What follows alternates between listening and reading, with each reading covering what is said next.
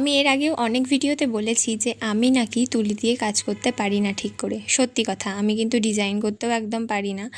তবে আজ জানি না কেন এই জগন্নাথ দেবের মূর্তিটা বানানোর সময়, মূর্তি না ছবিও ঠিক না, কার্ডবোর্ডের ওপরে জগন্নাথ দেবের মুখটাকে ফুটিয়ে তোলার চেষ্টা করেছি। তো এটা করতে গিয়ে না আমার, বিশ্বাস করবে না, একটুও হাত কাঁপেনি। অন্য টাইমে আমি যে কোনো ডিজাইন করতে গেলেই আমার হাত কাঁপে, বাট আজ আমার একটুও হাত কাঁপেনি। কেন জানি না, আমার মনে হয় সত্যিই ঠাকুরের আশীর্বাদ ছিল, সেই কারণে কিছু হয়নি। তোমরা আমাকে জানিও, তোমরা কারা কারা পুরীর জগন্নাথ দেবের রথযাত্রা দেখেছো, অবশ্যই কমেন্ট করে জানিও। সামনেই কিন্তু রথ চলে এলো।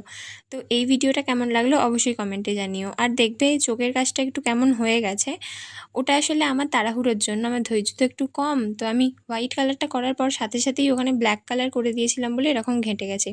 চোখটা ইগনোর করে বাকি কেমন লাগলো একটু কমেন্টে জানিও। ভালো লাগলে শেয়ার করো, আর প্লিজ চ্যানেলটা সাবস্ক্রাইব